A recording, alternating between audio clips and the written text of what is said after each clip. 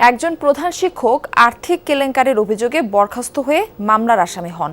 সেই মামলা থেকে অব্যাহতি না পেলেও স্থানীয় প্রভাবে ফের বসেন প্রধান শিক্ষকের চেয়ারে। অভিযোগ, চেয়ারে বসার পর বাদীকে হুমকি দিয়ে মামলা প্রত্যাহারে বাধ্য করেন।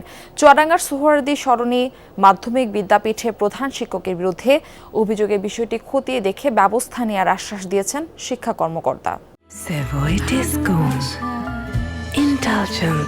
Redefined. চুয়াডাঙ্গা সদরের সোহরাওয়ার্দী সরণি মাধ্যমিক বিদ্যাপীঠ প্রতিষ্ঠানটিতে শিক্ষার্থী রয়েছে প্রায় ১,৫০০। ২০২১ সালের মে মাসে আর্থিক কেলেঙ্কারির অভিযোগে এই প্রতিষ্ঠানের প্রধান শিক্ষক সাইনুল হোসেন বিশ্বাসকে বরখাস্ত করা হয়।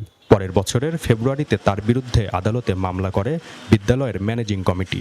তবে মামলা চলমান থাকাকালেই গত বছরের ৪ ডিসেম্বর ফের প্রধান শিক্ষকের চেয়ারে বসেন সাইনুল হোসেন।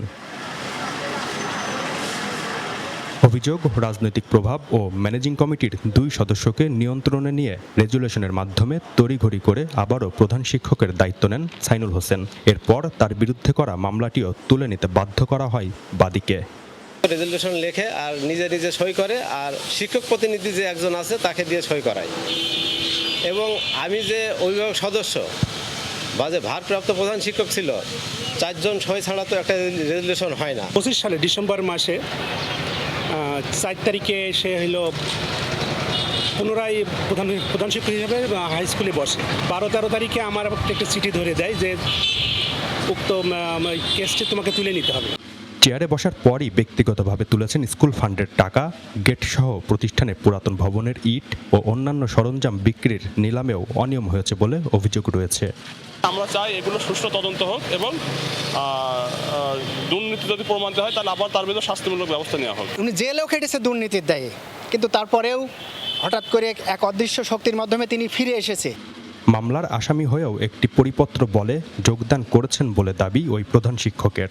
জানান, আর্থিক লেনদেনও হয়েছে কমিটির মাধ্যমেই।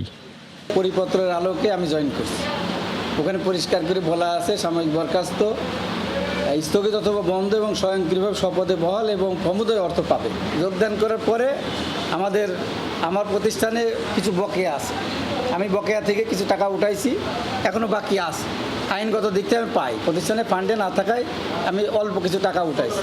তবে যে রেজুলেশনের ওপর ভিত্তি করে ওই প্রধান শিক্ষক চেয়ারে বসেছেন, সেই কমিটির সভাপতি দায় নিতে নারাজ। এটা জানা নেই যে 2 জনের সিগনেচারে এটা মানে রাইট আছে কিনা, মানে উনি বহালে উনি দোষী বা নির্দোষ সেটা তো প্রুফ করার দায়িত্ব কোর্টে।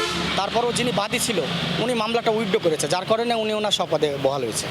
প্রধান শিক্ষকের চেয়ারে বসা এবং আর্থিক অনিয়মের অভিযোগ খতিয়ে দেখে ব্যবস্থা নেওয়ার আশ্বাস দিয়েছেন জেলা শিক্ষা কর্মকর্তা।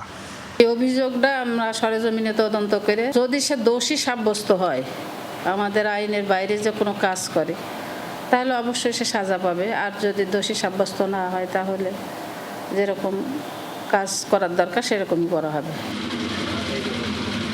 জিসান আহমেদ, যমুনা নিউজ, চুয়াডাঙ্গা।